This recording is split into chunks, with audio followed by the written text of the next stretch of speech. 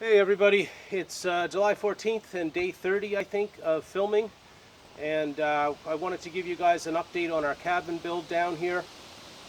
We're working on the back wall still. I've nearly got it complete, and I just thought I'd show you guys a little bit about the rough carpentry that I'm doing here to get this job done.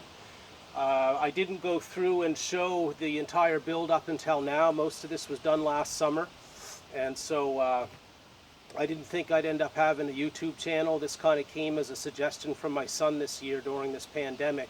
When he was with me, we were pretty bored, and I think he's been watching, you guys on YouTube and stuff, and thought this would be a good idea, and I agreed. I think it's pretty cool to go and do this for him. But anyways, that's why you didn't get to see any of the prior build. But I'll let you jump in now and see, I guess, what we're doing. So again, most of my back wall is on. But I wanted to show you how I'm going about doing it, and it started with, on either side, now I set my skirting down here. I don't know if you can see it in the film, but there's a metal skirt that I'll show you in a little bit that runs along the bottom, and there's a ridge on that metal that I set that along with my, what would you call it there, my strapping at the top of the wall is 8 feet. So that all my boards I could cut to 8-foot lengths and set them on the metal siding down here, and they would go up nice and straight and along the top there against the strapping that runs. So that all worked out well for the solid or square part of the wall. Then when it comes to the angled part over here, it gets a little bit more difficult. So what I did was took a board initially, and I just held it up over here against the wall. And this here, I figured, because this is blocked evenly, this beam that runs down like this, that frames in the wall, it's blocked here and it's blocked up a little bit further. This should be accurate angle to what the roof is. And we're trying to get these boards to be as close to this metal roof as possible so that there's as little air leakage and stuff through the wall here. So I went with the angle that this gives me, because again, it should be the same angle as the roof, and I just held up my board, went on the inside, drew a line from the inside that matches this angle here, and then I was able to cut this here. So now I have my angle for coming down each side. Now after that, I just take this here, and whatever board I'm looking to cut and put into place, this one's already been cut here. But I would just set this on top of it and then rip my board coming for the angle at the top. Then you want to measure down from the highest point of your peak here down the wall to where you want your board to end. And that's what I'm about to do right now. I've got one here that I think I have measured. I always add an extra inch or so on the first cut just to make sure that I don't screw this up, because you don't want to waste wood back here. And another thing, and probably the most valuable tool a carpenter has, I think, is one of these little speed squares. This thing's fantastic for making sure that your cuts go straight. So I'm going to mark it where I think this needs to be cut. And we have no electricity back here, so everything we do still is hand tools.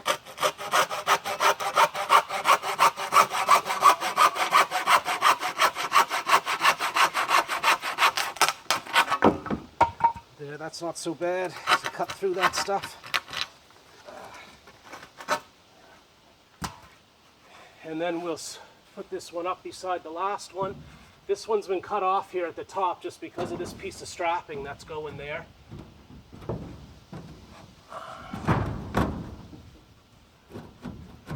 There it is. That fits pretty tight at the top.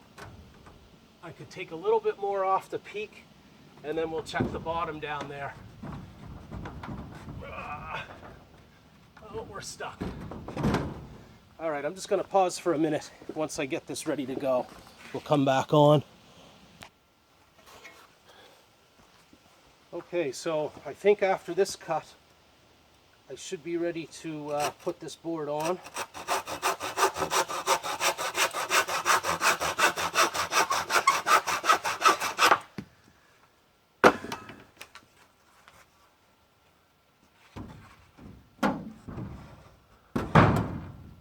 And yep, that one's going in there perfect now. So now, what I've been doing on each board is I take this stuff here. This is called boiled linseed oil, and it's a natural wood finish. And I've been sealing the ends with this a little bit to try to preserve the wood before this stuff gets nailed in place. And then you'll see in a minute the first coat of linseed oil is on a good portion of this back wall, and you'll be able to see what the difference is in the color that it has. Because it does darken your wood when you apply this stuff, and it takes about 2 days to dry, but at least it gives your wood some protection from the elements.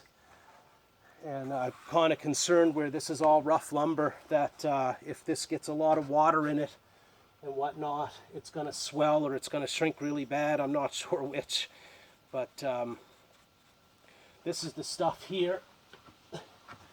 There's probably a lot of different makers of it, but that's the boiled linseed oil. I bought 4 liters of it. It cost me about another $50, and it's going on, I would say, thinner than paint would, so the 4 liters is going to go quite a ways, like further than what I think a can of paint would go for me. So that's a bonus. It's not going to cost me too much to put some sealant on this thing to try to protect my wood. This is, well, you'll see in a moment, this isn't the very outer layer of my wall, but it's getting there. So I'd like to try to protect this for as long as I can. I'd like to have the shelter for years to come. So I'm going to take that extra expense and precaution and put a little bit of stuff on it. So there again, this would slide up in here, and I'm just going to go back now because the last couple of these boards I didn't fasten on purpose, just so I could show, I guess, the construction part of this. A funny angle to cut on that one.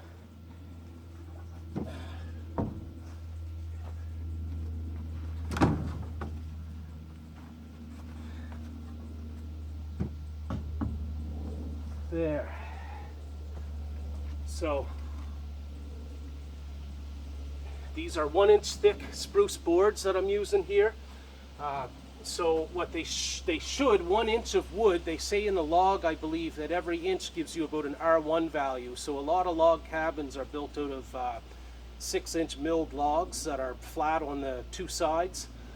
And those 6-inch walls, I think, give you an R6, maybe an R more, might be more than that, I'm not sure, I'd have to look it up, but at least 1 inch will give me R1 value.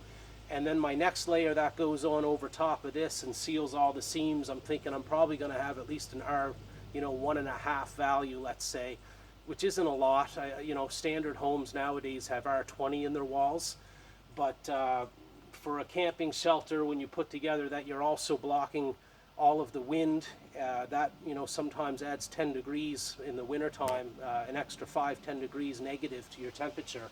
So you're blocking your wind, and you're blocking all the elements and water and stuff like that from coming in at you. So it does what it needs to do, I guess, for this type of a shelter. It's not like I'm going to be living here.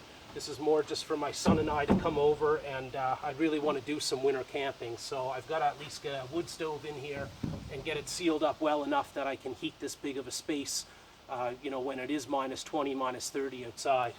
So this board here is still loose. It's squeezed up in there. So what I've been doing is, I'll just show you quickly here, just to